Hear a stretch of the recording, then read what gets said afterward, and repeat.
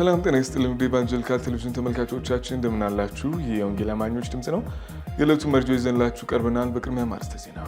የኢትዮጵያ የፍቅር ወንጌል አማኞች ቤተክርስቲያናት ህብረት ዓመታዊ ጠቅላላ ጉባኤውን አካሄደው።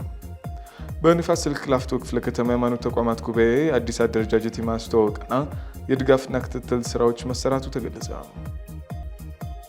ከመረጃዎች ጋር ከእናንተ ጋር መቆየውን የአማኑኤል ሌቢሶ ከመላው ስቱዲዮ ባለሙያዎች ጋር በጋራ በመሆን ነው። አብራችሁን ቆዩ። የኢትዮጵያ የፍቅር ወንጌል አማኞች አብያተ ክርስቲያናት ህብረት ዓመታዊ ጠቅላላ ጉባኤውን አካሄደ። ባልደረባችን አናንጉሴ ተጨማሪ አለው። ሰላም ጤና ይስጥልኝ የተከበራችሁ የኢቫንጀሊካል ቴሌቪዥን ተመልካቾቻችን፣ በዛሬው ዕለት እንግዲህ የኢትዮጵያ የፍቅር ወንጌል አማኞች አብያተ ክርስቲያናት ህብረት ዓመታዊ ጠቅላላ ጉባኤ ሰኔ 11 ቀን 2018 ዓ.ም በዛሬው ዕለት የሚካሄድ ነው የሚሆነው። ይህንም ደግሞ እኛም ከስፍራ ሆነን ዘገባውን ወደ እናንተ ወደ ውድ ተመልካቾቻችን ለማድረስ እንግዲህ እኛም በስፍራው ተገኝተናል ማለት ነው። በዚህ ደግሞ መርሃ ግብር ላይ ከኢትዮጵያ ወንጌል አማኞች አብያተ ክርስቲያናት ካውንስል የሚገኙ አመራሮችን ጨምሮ እንግዲህ በህብረት ውስጥ ያሉ የታቀፉ አመራሮች የሚገኙ ይሆናል። እንግዲህ ያለው መረጃ እንደሚከተለው የምናስቃኛችሁ ነው የሚሆነው። አብራችን ቆዩ። የኢትዮጵያ የፍቅር ወንጌል አማኞች አብያተ ክርስቲያናት ህብረት ዓመታዊ ጠቅላላ ጉባኤ ሰኔ 11 ቀን 2018 ዓ.ም በአዲስ አበባ ቤዛ ኢንተርናሽናል ቤተክርስቲያን ተካሄደ።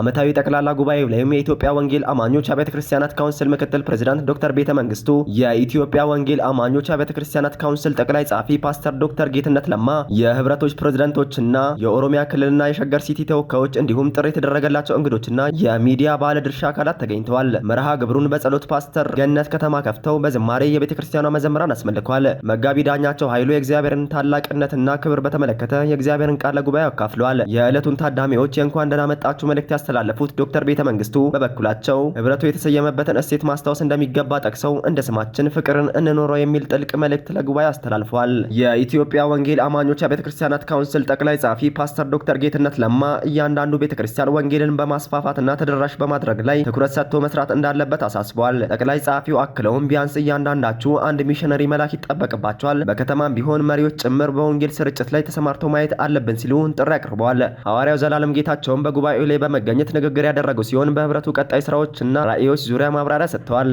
በዚህ ጉባኤ ላይ ህብረቱ ባለፉት ጊዜያት ያከናወናቸው ዋና ዋና ተግባራት፣ የተመዘገቡ ስኬቶች እንዲሁም በይበልጥ ትኩረት በሚሹ ተግዳሮቶችና መጪው የስራ አቅጣጫዎች ላይ ሰፊ ገለጻ የቀረበ ሲሆን የኦሮሚያ ክልል ጽህፈት ቤት የክልል ጽህፈት ቤት ሰብሳቢ የሆኑት መጋቢ ሚኪያስ መስፍን በክልሉ እየተሰሩ ስላሉ ስራዎች፣ በሂደቱ ስላጋጠሙ ተግዳሮቶችና ወደፊት ሊሰሩ ስለታሰቡ ስራዎች ገለጻ አቅርበዋል። በመጨረሻም መርሃ ግብሩ በጸሎት ተጠናቋል።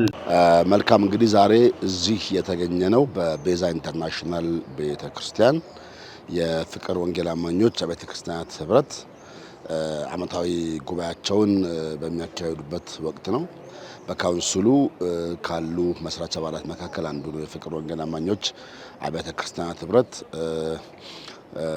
በቅርቡ እየተገናኘን ከነሱ ጋራ በጋራ ስለምንሰራቸው ስራዎች እየተወያየን እየተመካከር ነው ያለነው እስካሁን።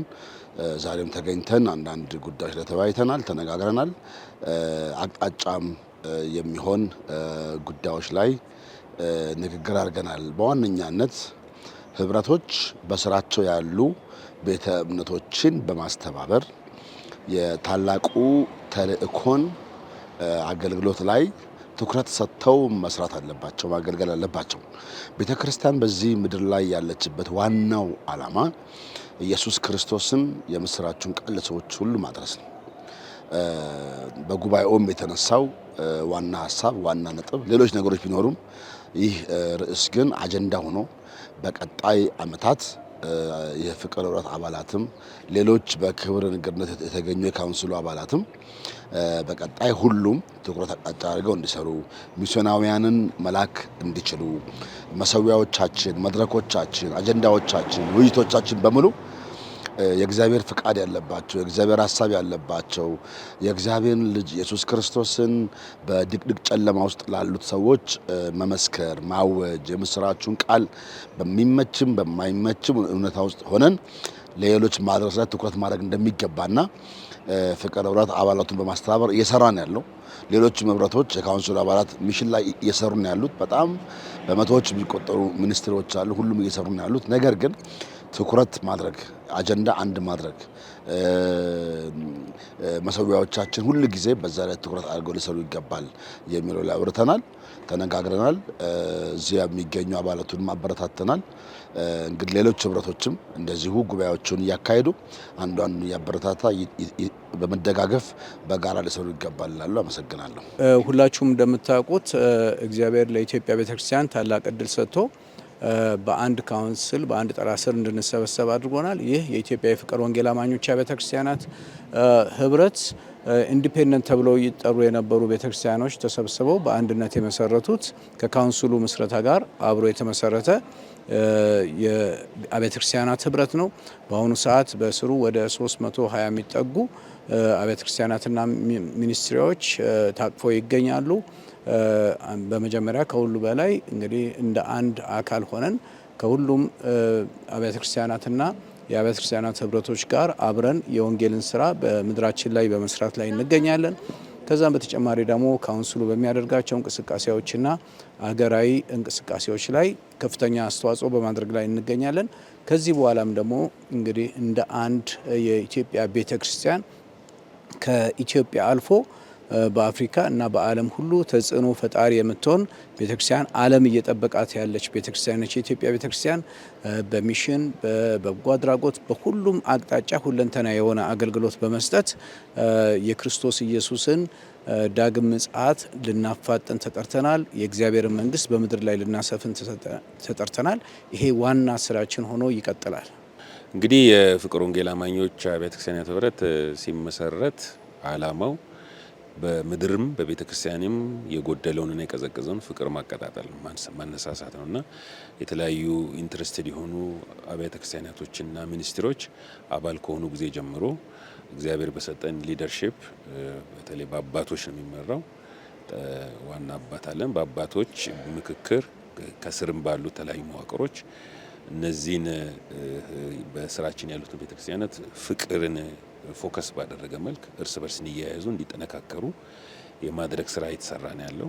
ሲሰራም ቆይቷል። እንግዲህ ሰፊ ስራ ስለሆነ አዲስም እንደሆኑ ህብረቱ እንግዲህ ከ5 ዓመት ባልበለጠ ጊዜ ውስጥ ብዙ በርካታ ስራዎችን ሰርተናል። ክልል ቢሮዎችን በተለያየ አካባቢ አቋቁመናል።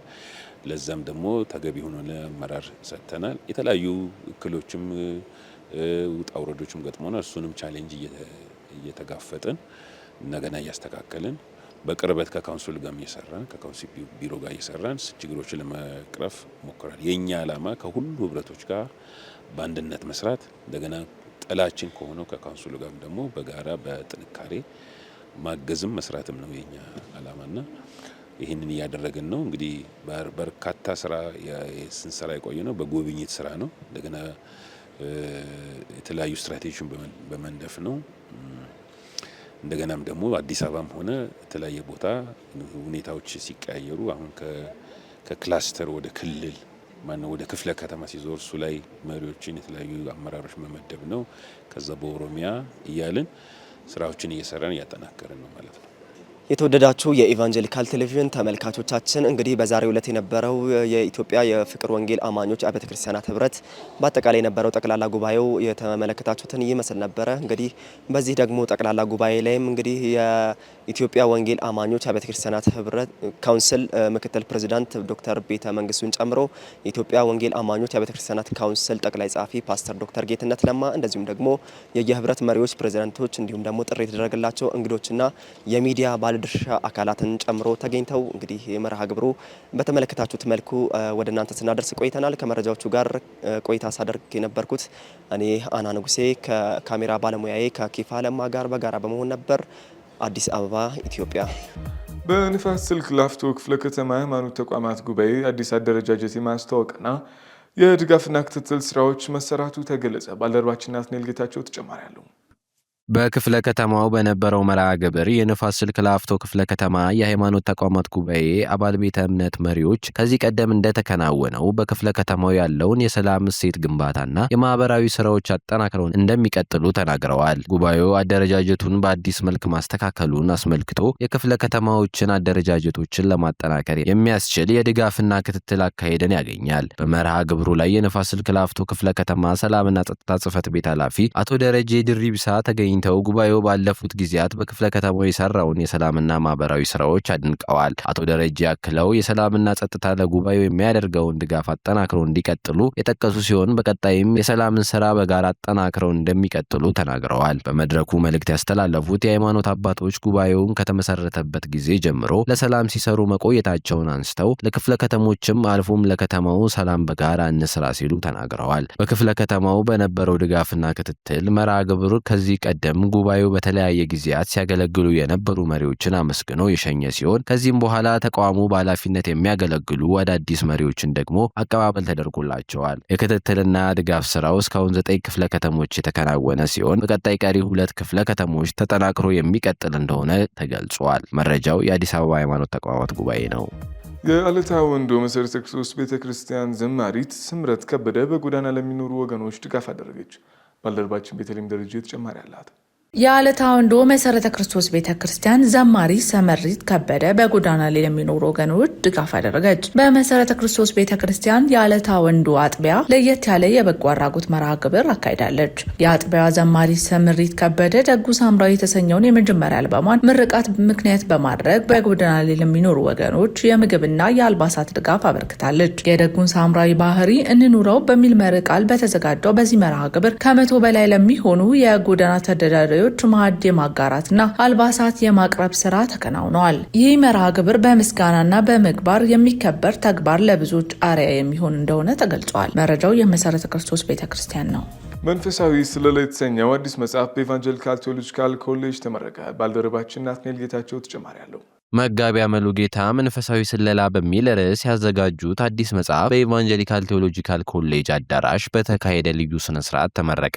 የምረቃ መርሃ ግብሩን የመሩት መጋቢ ቴዎድሮስ በዛብህ እንኳን ደህና መጡ መልእክት በማስተላለፍ ይህ መጽሐፍ ደራሲው ለንባብ ያበቁት 13ኛ መጽሐፍ መሆኑን ገልጸዋል። በዝግጅቱ ላይ አቶ እሸቱ ታዬ እንደተናገሩት መጋቢ አመሉ ጌታ 11 መጽሐፍትን በተለያየ ቋንቋዎች ከተረጎሙ በኋላ የ13ኛ መጽሐፋቸውን በአማርኛ በማዘጋጀት በአጠቃላይ 24 መጽሐፍትን ለህትመት ማብቃታቸውንም ገልጸዋል። የመጽሐፉን ዳሰሳ ያቀረቡት መጋቢ አቢ ምሻው፣ ቄስ ትዕግስቱ ሞገስና መጋቢ ፍጹም ንጉሴ ሲሆኑ መጽሐፉ ክርስቲያኖችን ራሳቸውንና ዘመኑን በመንፈሳዊ እይታ እንዲፈትኑ የሚያስተምር ጠቃሚ መልእክትን ያለው መሆኑን ገልጸዋል። መጋቢ አቢ ምሻው በአንደኛ ጴጥሮስ ምዕራፍ 5 ቁጥር 8 ያለውን በመጠን ኑሩ የሚለውን ቃል በማንሳት መጽሐፉ ሰዎች ውስጣዊ ማንነታቸውንና የዘመኑን ሁኔታ በጥንቃቄ እንዲመረምሩ የሚያሳስብ መሆኑን አበረታተዋል። የኢትዮጵያ ወንጌላውያን ነጋዴዎች ማህበር መስራች መጋቢ ፍጹም ንጉሴ በበኩላቸው ክርስቲያኖች ዘመኑን የሚያውቁ እንደ ኢሳኮር ልጆች ሊሆኑ እንደሚገባ